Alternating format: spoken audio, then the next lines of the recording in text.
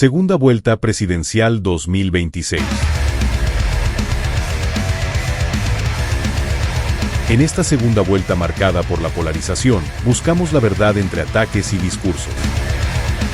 Los hechos sobre la mesa y los protagonistas cara a cara.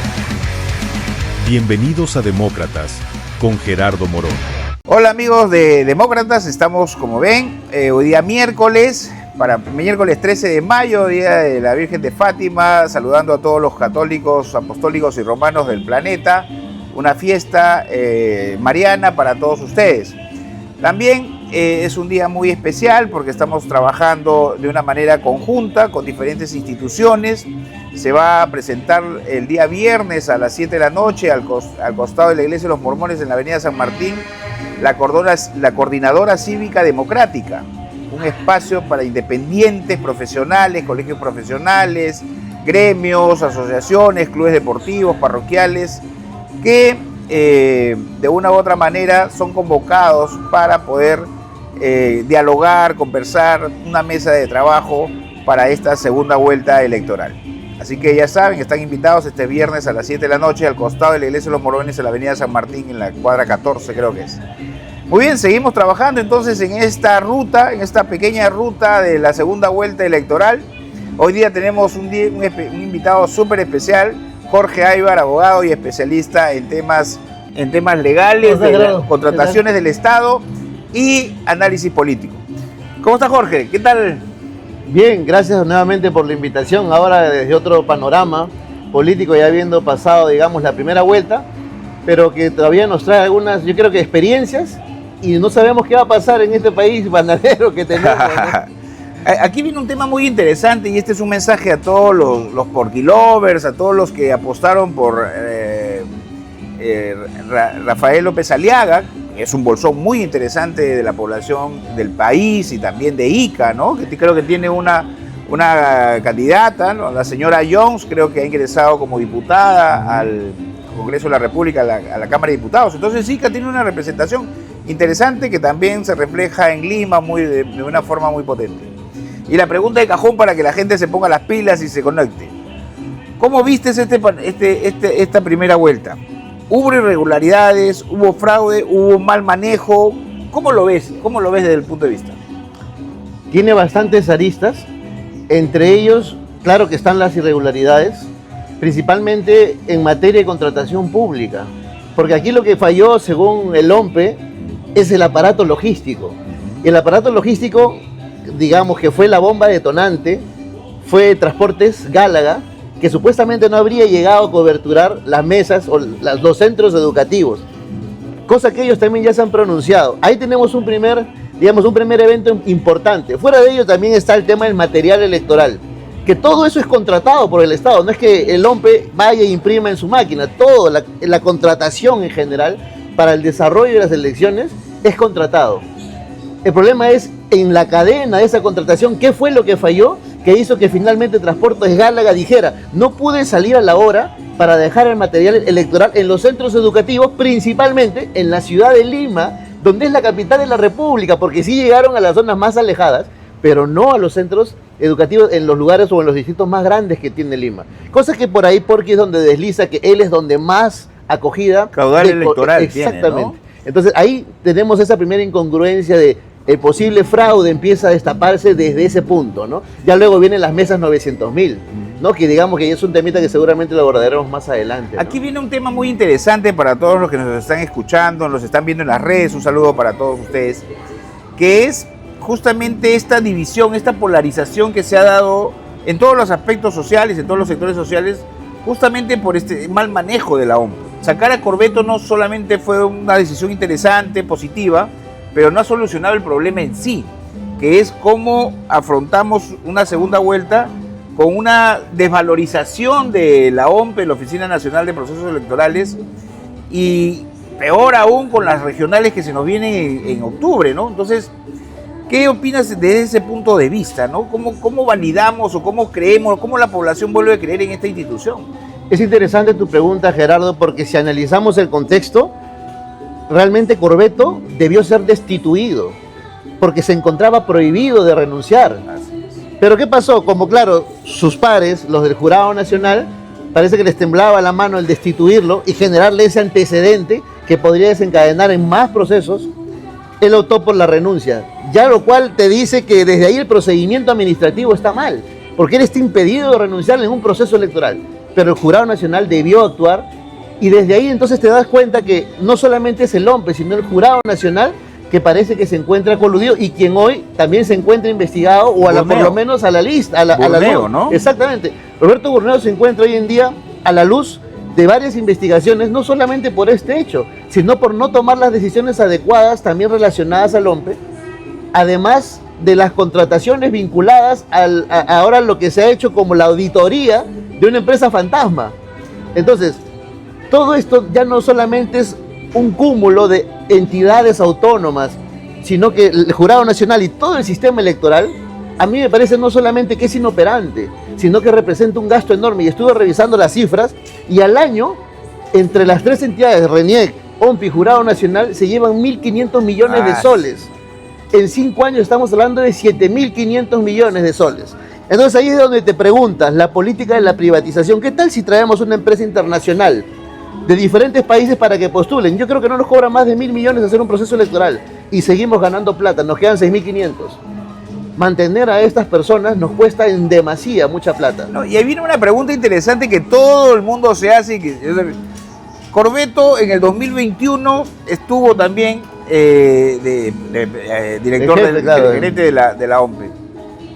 ¿Habrá ocurrido de otra manera, pero de manera sistemática, también la misma situación de falta de transparencia, de falta de manejo? ¿Habrá manipulado de una u otra manera para favorecer a Pedro Castillo porque también la diferencia fue mínima? Ahí también es buena tu pregunta, ¿sabes por qué? Porque yo escuchaba a un analista internacional que decía que para cometer un fraude no necesitas que se haga una revolución.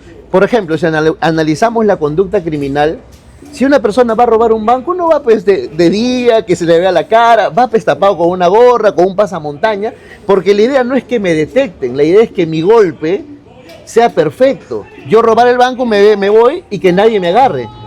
Lo mismo pasa con un fraude. No necesitamos que sea 1/3 de la población a favor del candidato Sánchez y que gane en primera vuelta.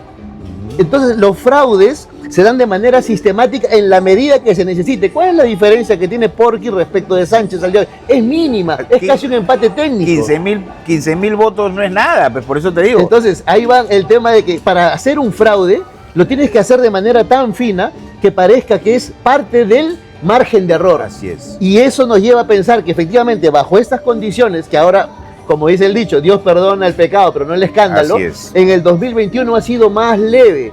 Pero si te das cuenta, lo que dicen algunos analistas, que ya han despertado el ojo el análisis mundial, es que qué coincidencia que ahora haya mayor cantidad de partidos a diferencia de lo que hubo en el 2021. ¿Qué diferencia hay entre las 4.500 mesas, 4.700 mesas versus las 900 mesas de los sectores más despoblados? Así es. Que creció el Perú descomunalmente, ya seríamos 40 millones, ¿no? Claro. Entonces, fíjate esa diferencia de votación que hacen esa diferencia mínima que le permite a un candidato llegar a segunda vuelta. No, y lo más controversial de todo esto, y para todos los que nos escuchan, es si en el 2021 hicieron esta maniobra, y por más que somos demócratas y aceptamos los resultados, pero quedó esa duda, ¿no? Por supuesto. Pero ahora ya se ratificó, la OMPE es una institución que manipula los votos. Así es. Y el jurado se colude con esta situación. Corbeto ya salió, vamos a ver si volando la cabeza la cosa cambia, se vuelve más transparente, porque lo que ha ocurrido realmente sí, pues es bochornoso, es terrible,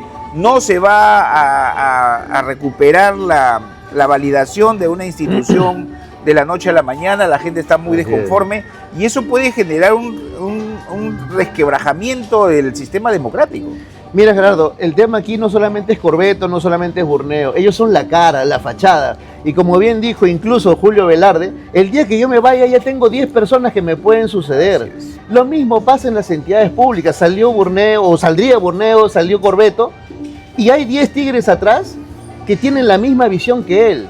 Entonces, fuera de ello están los jefes de las OCDE, están los que contabilizan los votos, y está el mal manejo que se ha tenido no solamente en la distribución del material, que es importante, pero más importante es la carga que tienen de información cuando ya votaste, que es mucho peor, que se encontraron cajas en diferentes zonas del país, que no hubo un buen manejo en la cadena de custodia para que se llegue a la contabilidad correspondiente. Entonces, ya que te dices, hay corrupción por todos lados. Lo que decía Stalin, ¿no? No me interesa quiénes votan, sino ni cuántos, sino los que cuentan los votos. Exactamente. Terrible, ¿no? Porque estamos viviendo esa realidad. Y en el 2021 tú recordarás que pasó el mismo escenario, que se encontraron ánforas enteras en diferentes zonas del país. Pero a raíz de este escándalo, las ánforas han tenido mayor relevancia, tanto así que Beto Ortiz, que sacó este destape, lo que hizo fue correcto, llamar a un notario público para que dé fe de que esas ánforas corresponden a una cédula original y que estaban en la calle y que correspondían al tipo de acta, ¿no?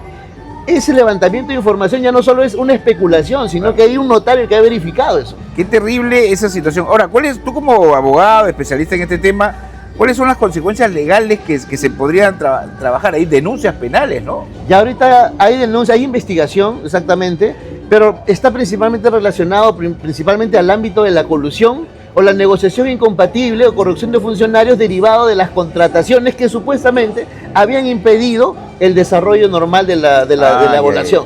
Ese es el primer punto, porque el tema de probar el fraude, como te digo, hay determinadas opiniones y no tan clara todavía de cómo probarlo. Entonces, si partimos de esa premisa, el punto es, ¿hubo dolo al momento de cometer ese delito o no hubo dolo? Porque según se determina el dolo, es decir, la intencionalidad, si mi intención fue retrasar que Gálaga saliera, yo teniendo todo el material electoral, sabiendo que la ley orgánica me dice que yo tengo que estar antes de las 12 de la noche con todo el material puesto, si yo empiezo a repartir a las 5, 6, 7, 8 de la mañana, ya yo estoy fuera del horario. ¿Y eso afecta qué cosa? Afecta a los electores que obviamente se van a aburrir, nadie te va a esperar 4 o 5 horas. Hay gente que llega a las 8 de la mañana, principalmente las personas mayores, están desde las 9, 10, 11. Si a las 12, 1 no se abre tu mesa, ¿quién va a esperar tantas horas? Y es más, llegas al segundo punto de que una norma internacional lo dice, que si después de las 12 del día no se ha aperturado, esa mesa queda nula. Entonces, fíjate, eso por un lado. Y después está el otro lado de las mesas que nunca se abrieron, que son algo de 63.000 votos o 63.000 mesas que no se abrieron. Entonces, si tú te pones en ese sentido y lo sumas por la cantidad de votos, ya ahí tienes un evento importante. ¿Hubo dolo? Claro. No hubo dolo. Hasta ahí tienes ese punto. Y segundo, volvemos a las mesas 900.000.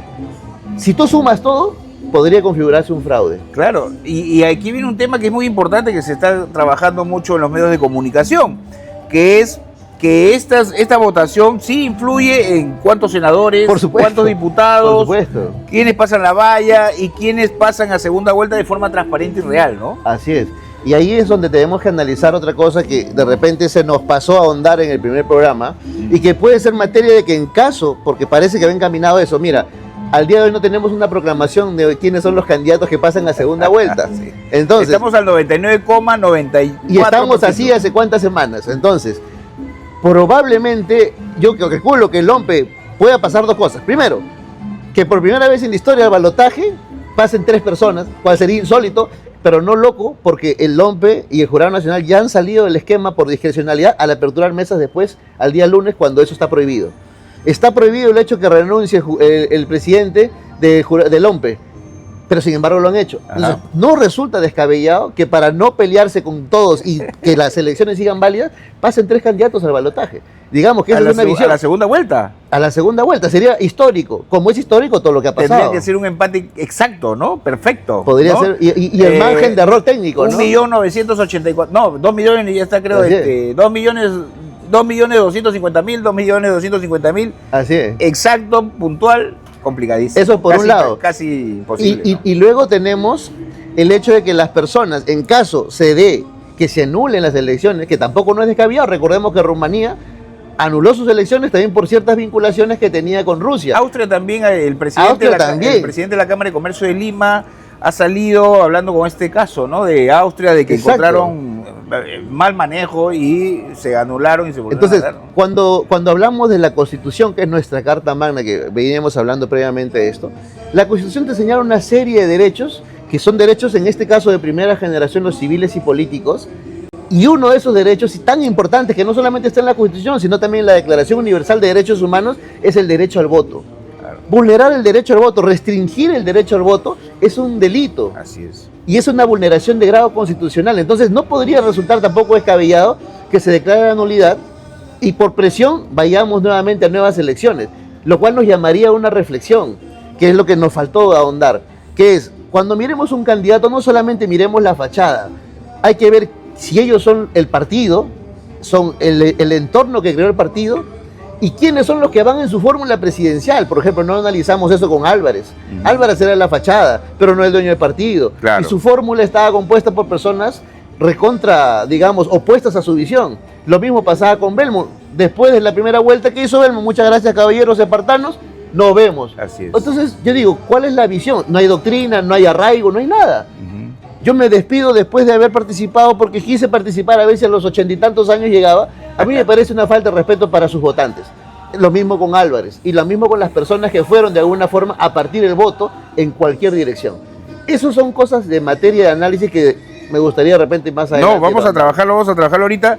Vamos a cerrar el tema de las elecciones porque de verdad, como conoces el tema, sabes el proceso legal que se está dando, también entendemos de que el jurado se ha cerrado, en que hay un cronograma electoral que hay que respetar, que no se puede anular las elecciones porque la Constitución dice que solamente en un solo caso los 4/3 de la población vote en blanco o nulo, lo cual no se ha dado y bien complicadísimo. Entonces, esto sigue avanzando. Indudablemente que esa afectación que se ha dado a este primer proceso va a influir mucho en esta segunda vuelta y también va a influir en las regionales y municipales, que no te cabe duda. Así es. Hay voces que dicen que se vayan todos los de la OMPE, lo que tú decías, ¿no? Así es. Porque vuelas la cabeza, pero los brazos siguen ahí, moviéndose, las patitas, porque están ya enquistados. Exactamente, exactamente. Entonces, si bien es cierto, está establecido constitucionalmente cuáles son los requisitos para que se declare la nulidad, eso se entiende desde un punto de vista del desarrollo legal de un proceso que no tiene fallas, o las fallas están enmarcadas dentro de un margen mínimo que te puede decir, oye, sí, no es algo que pueda afectar masivamente. Pero cuando tú sales de ese esquema y hay actos de corrupción demostrados que se están obviamente investigando, y creo que sí los hay, por el tema de que han habido mejores propuestas de las que se contrató. Por ejemplo, en el caso de Gálaga, estaba Hermes, por ejemplo, que tenía una mejor propuesta y que fueron descalificados porque entraron con la winch y dijeron, no tiene 10 metros, tiene 9.5, y te descalifico por eso. Entonces, cuando Contraloría informó de que peligraba el proceso electoral y OMPE lo sabía, ya desde ahí había una falta, porque Corbeto, como presidente de la OMPE, debió informar que si no le alcanzaba el tiempo para el desarrollo de esta primera vuelta, alargar el proceso a fin de cautelar el interés común de la población y su derecho al voto. Cosa que no hizo y él ya sabía. Claro. Y eso es responsabilidad funcional y penal. Excelente, excelente explicación a todos los que nos están escuchando en Canal 39, Dunas del Sol y en las redes sociales. Muy interesante la posición de nuestro amigo y colega Jorge Aybar, especialista en temas de contrataciones del Estado y también analista político. Lo que más queremos, estimados amigos, es que tengan una visión clara de lo que ha pasado y lo que podría pasar, porque lo que nosotros vamos a defender por encima de todo es la democracia, un sistema que nos ha ayudado a avanzar, nos guste o no, con errores y defectos, pero avanzar.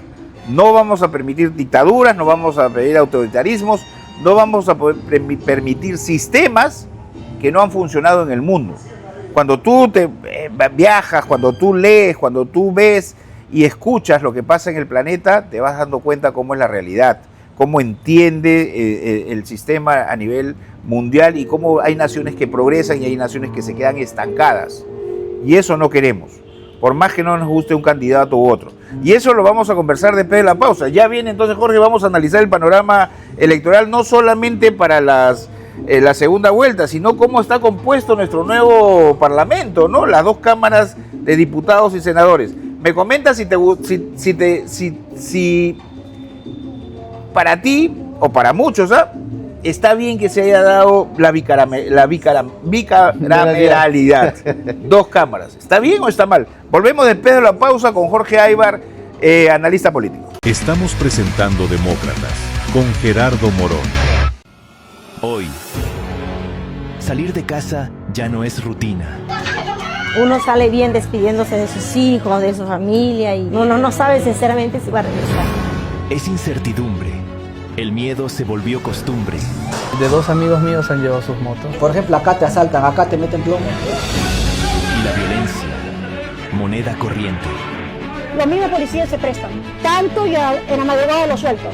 Un país donde muchos dejaron de vivir para empezar a sobrevivir. Lo dejaba abiertito, normal, pero ahora con estos asaltos ya no se puede, señor. No puede ni salir. Pero el miedo no puede ser destino.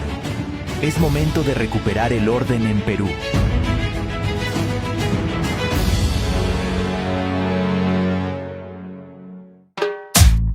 Una calle me separa.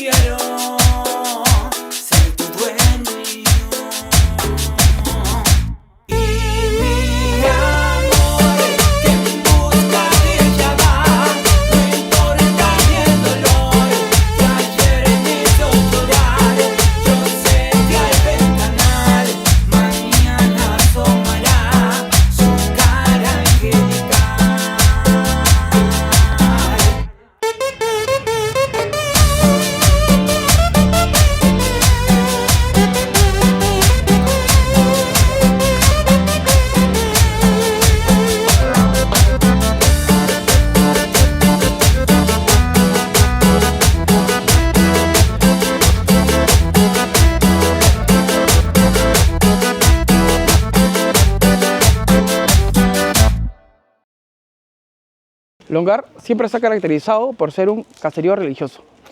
Siempre escuché decir, vamos a la festividad de Mariaca, San José de Mariaca. Visitemos a mi amigo Cristian, que nos va a contar esta historia hermosa. Nuestra tradición nace desde muy niños, cuando hemos participado en la hacienda Mariaca, que era el San José, donde ahí se inició nuestra fe, ¿no?, de todas las personas que hoy le rendimos homenaje a nuestro santo patrón, que es el San José de Longar, que es el padre de todos nosotros, pues, ¿no? Todo 19 de marzo se celebra aquí en Longar la fiesta de San José. Día que sea, o sea, caiga lunes, martes, miércoles, se celebra acá.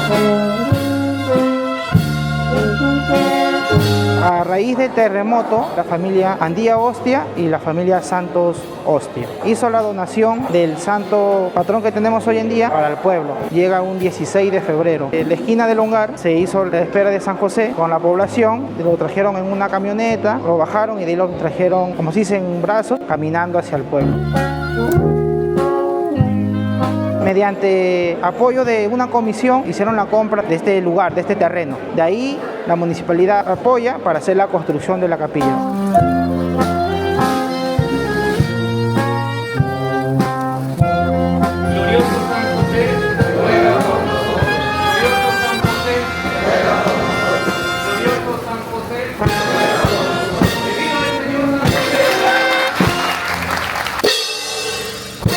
Estamos presentando Demócratas con Gerardo Morón. Volvemos, estimados amigos, al programa Demócratas. Estamos con Jorge Aybar, especialista en contrataciones del Estado, como analista político. Estamos conversando del tema y la coyuntura política en este momento y la situación de la OMPE, ¿no?, la situación del jurado, la situación de nosotros en esta segunda vuelta y los temas legales que repercutirán. Muy bien, ya tocamos esos temas, están en la primera parte. Ahora nos vamos al tema política pura, al tema político. Jorge Coco, 1, 2, 3, 4, 6 partidos políticos que han entrado a la Cámara de Diputados y a la Cámara de Senadores, de los 10 que existían. ¿Estamos mejorando como sistema democrático representativo? ¿Hay menos partidos, más representación o es al contrario? Mira, la parte positiva de todo eso es que muchos partidos tradicionales que no le sumaban nada al país no han pasado la valla. Y digamos que por lo menos esa es una parte positiva. Lo otro es que todavía sigue fraccionado nuestro parlamento, porque al momento de la toma de decisiones se hace complicado poder concertar con tantas fuerzas políticas, en mayor o menor medida la cantidad o la alícuota que tienen de participación. Entonces, a mí me parece que deberíamos todavía concentrar más aún esas fuerzas para que el Parlamento, conjuntamente con el presidente, puedan destinar al país un mejor futuro. Claro, ahora, ahí viene el tema, ¿no? Para todos ustedes. Volverlo tan corto como, por ejemplo, Estados Unidos, demócratas y republicanos, ya es una fantasía, ¿no? Así es. Conociendo también un Perú muy multifacético, multicultural, multidiverso, plurilingüístico, donde cada región, por ejemplo ahora, ¿no? Bien marcada la zona del sur del Perú, la zona de la sierra del Perú, que tiene una idiosincrasia, una cosmovisión muy diferente a la de la costa, ¿no? Sí, bastante. Todo el litoral peruano. Entonces, en esta concentración de 6 partidos políticos, creo que algo se ha avanzado, ¿no? A los 10 que teníamos en el 2021 y que ya se van, gracias a Dios que ya se van porque son impresentables, ¿no? Hemos avanzado. De ellos, por ejemplo, en la Cámara de Diputados tenemos 40, Fuerza Popular tiene 41, Renovación tiene 33, Juntos por el Perú 19, 25 tiene País para Todos de Carlos Álvarez. Imagínate. O sea, también lo mediático vende. Claro, por supuesto. Si bien es cierto, existe el mediatismo que ha generado, aparte que Carlos Álvarez de todas maneras es una figura de muchos años y más allá de estar vinculado al ámbito político, tuvo mucho desarrollo político en sus redes sociales. Yo lo sigo hace un tiempo y claro, como cualquier peruano, manifestaba muchas incomodidades y excesos del Parlamento y del presidente también. Y ahí empezó a ganar un poco de tribuna. Entonces, la gente lo vio como comprometido con el, digamos, con el día a día de mucha gente, pero no es una persona netamente política, no conoce la parte técnica y eso creo yo que es importante cuando se necesita gobernar y tomar decisiones. Porque una cosa es estar formado y otra cosa es tener un análisis superficial del tema. No, y ahí viene un tema muy interesante que has tocado, porque a mí me dio mucha alegría y para todos los que han votado por él también, Jorge Nieto, ¿no? Jorge Nieto Montesinos, a mí hace unos años, hace como 6, 7 años me capacitó en el PPC. Hubo una charla y lo escuché por primera vez y el tipo es un tipo que conoce el aparato del Estado y cuando empezó a remontar y querían bajárselo, la gente se dio cuenta que no, que la gente funciona. Y hay un tema muy interesante y saludos para todos mis amigos de Arequipa. Arequipa cerró con ellos, cerró con él y Arequipa es la segunda ciudad más importante de este país. Entonces hay que tomarlo muy en serio para las próximas elecciones y saber si realmente puede liderar a estos 12 diputados y a estos 5 senadores, 5 senadores que va a poner en las 2 cámaras. Entonces significa que hay un país mediático y hay un país programático. Pero justo para recalcar ahí la parte que has tocado, la pregunta de Jorge Nieto, Carlos Álvarez, Belmont, ¿tendrán algún asidero y alguna injerencia en los parlamentarios que han puesto? Esa es la pregunta, porque yo creo que más va a obedecer a la integración partidaria que quizás a la figura política que tuvieron. Porque normalmente suelen desligarse, recuerden el caso de Verónica Mendoza, cómo se desligó de su partido, ahora por ejemplo, Yehude Simón, que era presidente de Juntos por el Perú, salió desplegado por Roberto Sánchez, entonces las figuras suelen moverse en algunos casos, ¿no? A mí me da mucho que hacer, y esto va un mensaje para todos los que van a apostar por Juntos por el Perú, que siguen al sombrero de Pedro Castillo. Perú Libre en el 2021 llegó con 37 congresistas. Así es. Fuerza total en el Congreso. Y dicen que no han gobernado, y dicen que todo es un desastre. Señores, 37 congresistas tuvo Perú Libre, encabezado lamentablemente no por Pedro Castillo, que debería haber sido el líder de la bancada y del partido, no, por un señor que ahora está en la clandestinidad como Vladimir Cerrón. Ahí es donde tenemos que hacer análisis de lo que te comentaba inicialmente. Tenemos que ver quién es la plancha presidencial y quién es el dueño o dueños del partido, porque finalmente, como dueños del equipo, son los que van a ponerte algunas directrices, algunas normas y parámetros. Vladimir Cerrón es el dueño de ese partido de Perú, es el dueño además de la fórmula, porque su intención era llegar por despliegue, cosa que no se dio, gracias a Dios, y quedó en Dina Boluarte. Pero digamos que la intención era que salga, que se queme Pedro Castillo, que siga Dina Boluarte, o que dé un paso al costado para darle paso a Vladimir Cerrón. Gracias a Dios no pasó. Pero estas cosas que trae la política, y por eso decía al comienzo que muchos concordarán con este país medio bananero que tenemos, que la izquierda radical, la más radical, porque claro, uno puede ser, digamos, uno puede concebir la idea socialista desde un punto de vista técnico, bueno, pero cuando eso se radicaliza y dices, vamos a referéndum, vamos a una asamblea constituyente, vamos a destrozar todos los fondos del Perú para supuestamente redistribuirlos, esa redistribución es una idea falsa. Eso se redistribuye, sí, pero entre los que están en el partido para que vivan como reyes la afuera. cúpula del partido, Y el ¿no? pueblo se muere de hambre. Sí. Y siempre ha sido así, porque ellos creen que teniendo el pueblo muriéndose de hambre los van a necesitar. Y tenemos ahí otro dato que me salté también y quisiera tocarlo. Corbeto fue veedor internacional en las elecciones de Venezuela y dijo que todo estaba bien. Ya desde ahí nomás tenemos... ya tenemos, bueno, ya volviendo al tema, ¿no? Pero para ponerlo entre comillas, Corbeto siempre ha tirado para ese segmento, para esa ideología, ¿no? Así es. Y no nos dimos cuenta o quisimos taparnos los ojos pensando que era diferente y miren, lo bueno ya pues vamos a ver si los brazos y las piernas no funcionan sin el cerebro de Corbeto, ¿no? Vamos a ver esa segunda vuelta. Y en este análisis entonces yo a veces digo, ¿no? Oye, pero sale Perú Libre, se recicla Juntos por el Perú porque es un reciclaje que se ha dado. La gente de la sierra altoandina, de comunidades, centros poblados, que quizás no entiendan mucho de lo que es ideología, doctrina, sino más que todo de protestar, ¿no? De expresar su disconformidad con un aparato del Estado que no funciona. Pero también deberíamos reflexionar de que ese aparato del Estado no solamente es el Poder Ejecutivo, también son los gobiernos regionales y municipales donde llega dinero. Así es. Donde al Cusco el Cano le da mucho dinero, a Cajamarca le da mucho dinero, a Puno es un tema, Puno es netamente capitalista porque ahí todos compran y venden y el contrabando es extraordinario. El problema es que las autoridades que se tienen no funcionan. Voy a hacer en el próximo programa un análisis de todos los presidentes regionales de las zonas del sur del Perú, completamente denunciados y en algunos casos presos por corrupción.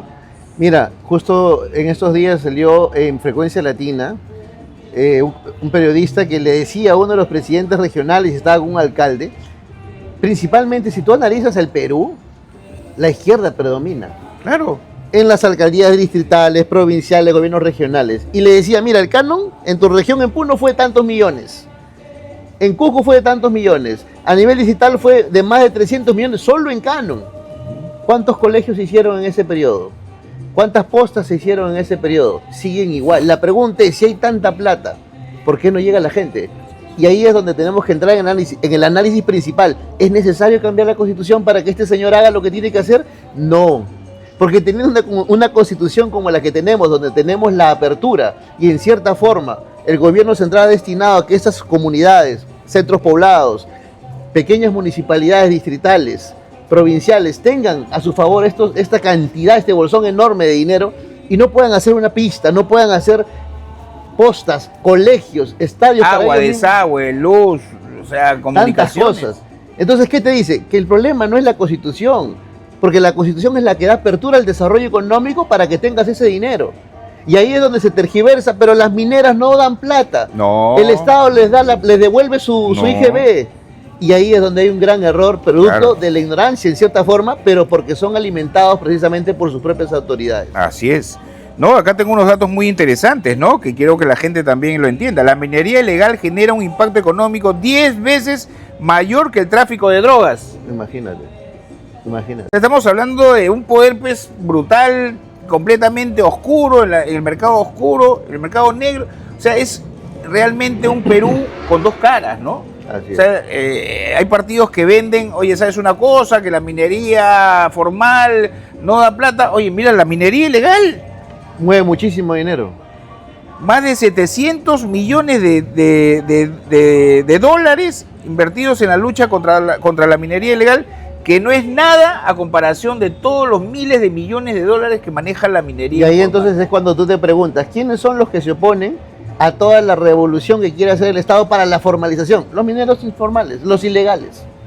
Porque ellos ven que formalizándose no van a poder tener el desarrollo que ellos quieren, porque evitan impuestos, evitan el pago de muchas cosas, no pagan planilla y se exponen y son los que más contaminan encima.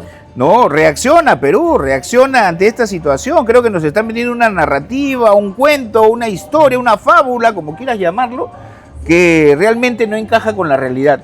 Yo sí entiendo, por ejemplo, como buen economista, que hay países que se han desarrollado con una economía mixta. Capital, sí, claro, de forma, el aspecto en el desarrollo del crecimiento económico, impulso al mercado libre, etcétera, pero unas políticas sociales muy potentes, cuidado del medio ambiente, responsabilidad social empresarial, llegar a los sitios donde más se necesita, los centros poblados más alejados, que es bien complicado. También una vez escuché en una conferencia a Alan García que nos decía, en este país, bueno, imagínate hace 10 años, ahora habrá un poco menos, más de 70.000 centros poblados en toda la franja de la cordillera. Complicadísimo llegar a ellos porque cada uno está a 3 horas, a 4 horas, a 6 horas, y ellos son los que más sufren porque no tienen servicios básicos, ni salud, ni educación de calidad, ¿no? Habiendo tanta tecnología el día de hoy. Pero ahí es donde volvemos a hacer un poco el análisis de por qué estas personas viven en esas condiciones, habiendo tecnología y sobre todo habiendo dinero. Creo que el Perú nunca tuvo tanta bonanza como las que tenemos ahora, y que estamos relativamente bien organizados, tenemos proyección mundial, tenemos una infinidad de pactos comerciales firmados, donde no solamente es la minería, sino también tenemos a Ica, por ejemplo, con la agroindustria que se ha desarrollado muchísimo y ha permitido que mucha gente, desgraciadamente, de la sierra venga a trabajar acá a la costa, a Ica, cuando debería explotarse también la sierra. Deberíamos exportar la papa, las diversas cantidades, tenemos más de 3.000 variedades de papa, eso deberíamos exportarlo. Entonces, yo creo que sí falta mayor conciencia, no tanto en el ámbito ejecutivo, que sí se necesita, pero para garantizar los derechos y garantizar la industria, si no se necesita también el compromiso de las autoridades. Las autoridades que son, ¿te acuerdas que conversábamos? ¿Quién es el alcalde? Es el buen vecino, normalmente la persona más idónea, la que tú conoces que se desarrolla bien, la que es legal, es recta, y los presidentes regionales. Si no tenemos ese tipo de autoridades, no vamos a llegar a ningún lado. Mira, hay algo que decía Bedoya, bueno, en vida cuando nos capacitaba, estaba muchacho ahí, y decía, para llegar al poder necesitas políticos, pero para transformar una sociedad necesitas técnicos, por supuesto, gente preparada. Y ahí yo lo he vivido en el gobierno de Pedro Castillo, cuando entró con un capital humano que realmente no llegaba a la altura ni al nivel técnico que queríamos. El político te puede decir 1000 cosas, ¿ah? Ahorita van a escuchar, que estamos en Alemania, en Francia, estamos en Europa, estamos en California, nos van a vender el cuento. El detalle es quiénes tienes detrás de esos políticos para que realmente esas reformas en políticas públicas funcionen, se hagan realidad, sean concretas. Yo tengo una anécdota muy interesante, no voy a decir la institución acá en Ica, pero nos invitaron a un evento, ¿no?, en el auditorio de la universidad, bien bacán, se presentó la institución y la coordinadora de la institución nos dice, Gerardo, te presento al nuevo director de puntos suspensivos.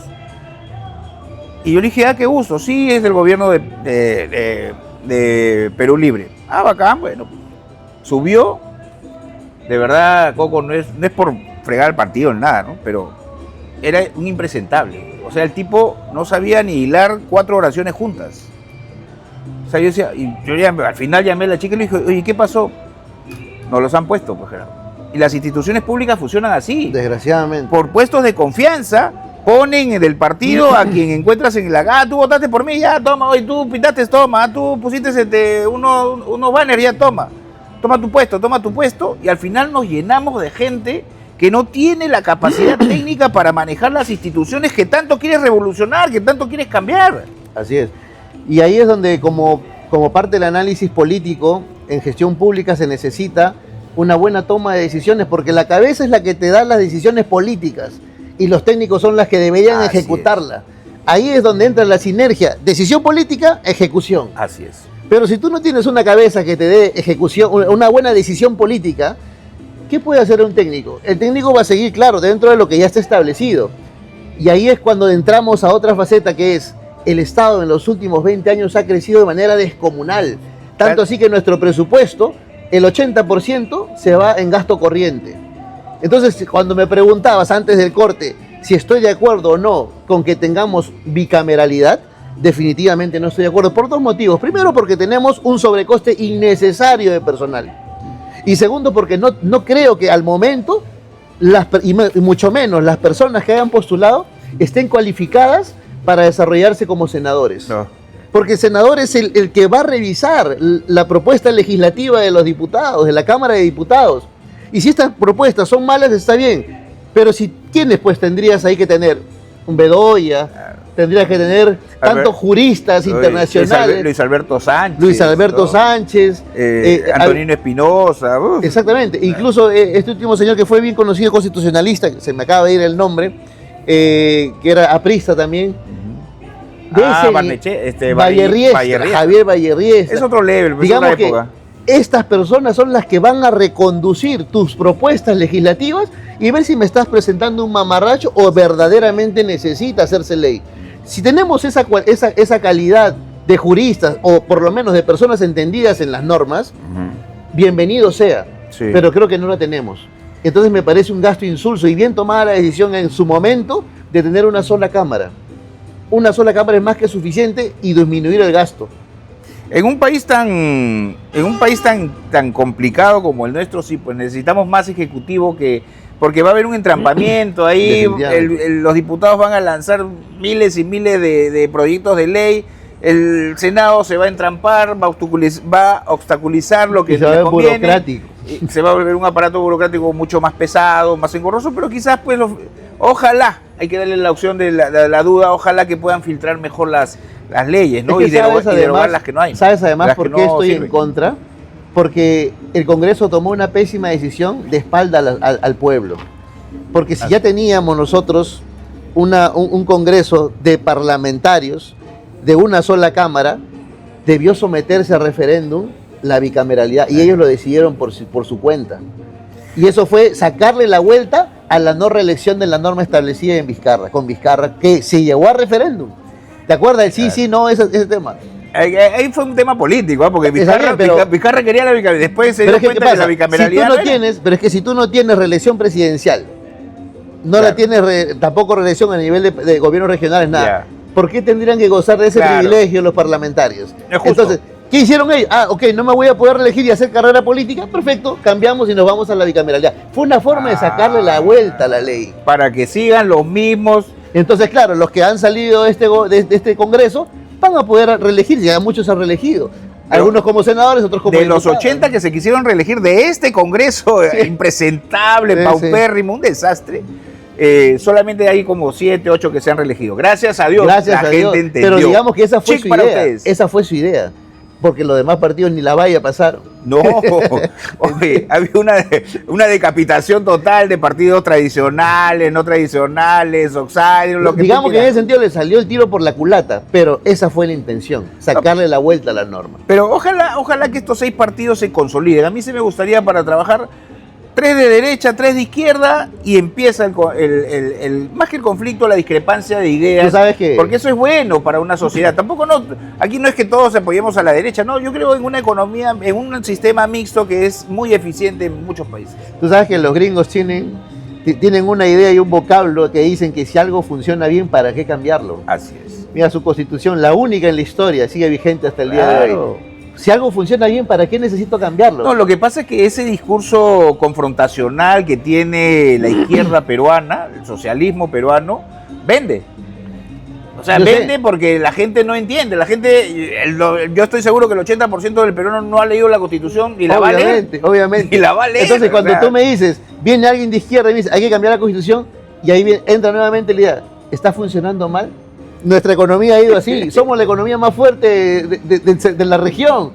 Nos miran con asombro, ¿cómo es que tenemos un sistema político débil y un sistema económico fuerte? Y todavía dicen, vamos a cambiar el capítulo económico. En un discurso, en una plaza donde tienes a la población y tú le dices, oye, vamos a cambiar la Constitución porque vamos a repartir la riqueza y los bienes. Y tú escuchas a la gente humilde. ¿Por dónde? Ves a la gente humilde y cree. Es que incrementan ese odio. Porque ellos dicen, pero si yo no tengo, ¿por qué ellos? Y todos están centralizando y hablan de los contratos ley, que es la madre de todo este centralismo, de toda esta protección a las empresas extranjeras. Estamos viviendo una izquierda, un socialismo, como lo decía hace muchos años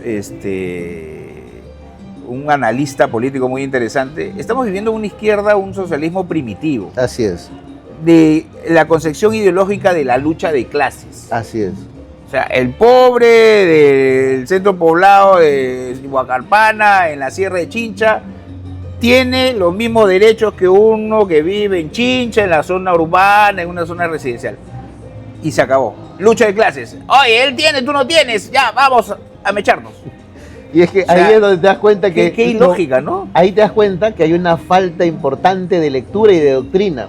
Porque yo creo que ellos, los que son de la izquierda radical recalcitrante en el Perú, no llegaron ni a leer el Manifiesto Comunista. Menos se habrán leído El Capital, que tiene 3 tomos. Pues. O sea, cuando tú le hablas a un rojo, que yo he discutido con personas de izquierda, yo le hablo sobre la plusvalía desde la visión de Marx en El Capital, no sabe ni siquiera qué cosa, o cuál es el enfoque que le da la plusvalía a Carlos Marx, que son 3 tomos del Capital.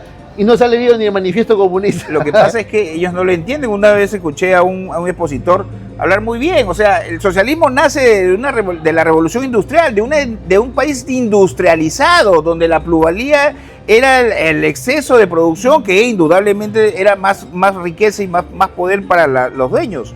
Y los trabajadores seguían en sus mismas condiciones, pero había trabajo para todos. El problema eran las condiciones laborales que había, pero había trabajo para todos. Eso hoy en día ya está regulado. El tema de las condiciones de condiciones laborales. Tenemos una FIL, tenemos Ministerio de Trabajo, que claro, hacen en cierta medida que se regule todo ese tema de las condiciones laborales. Y ahora, lo cierto es que si una persona pone un negocio, ¿quién asume el riesgo completamente? El que pone el negocio, porque valgan verdades, hoy en día hacer empresa o emprender en el Perú, tú mejor que nadie lo sabes, es muy riesgoso.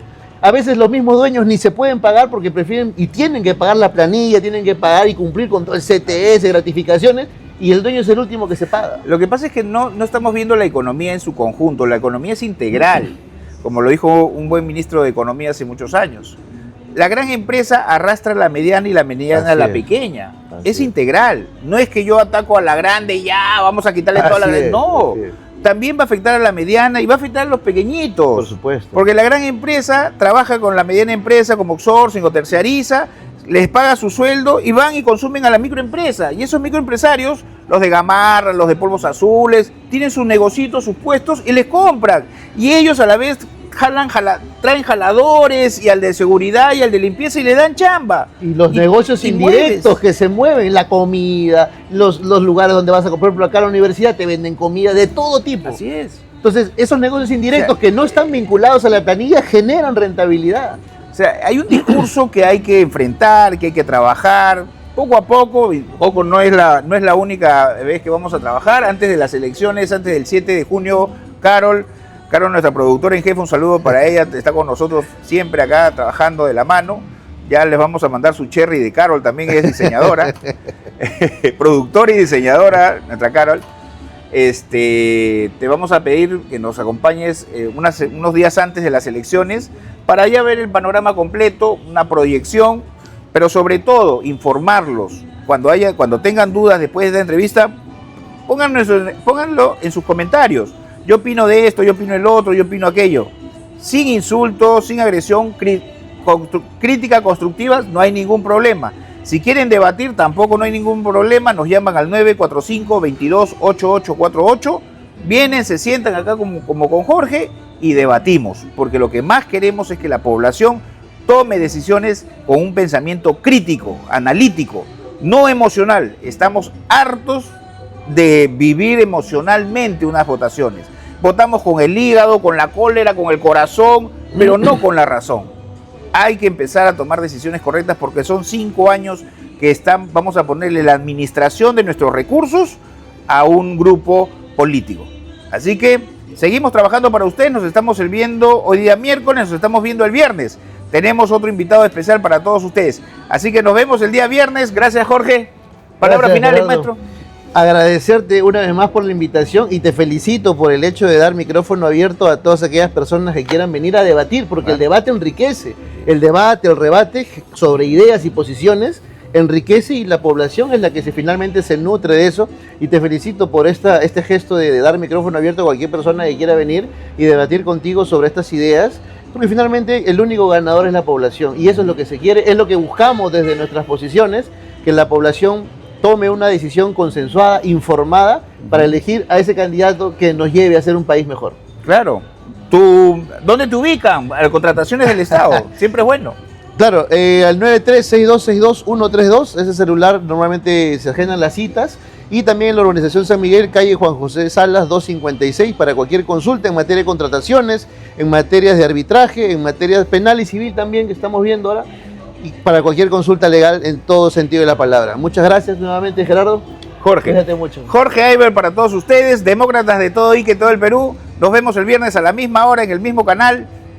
Dunas el Sol. Nos vemos. Seguiremos luchando por la democracia. Nos vemos en el próximo programa. Buenas noches.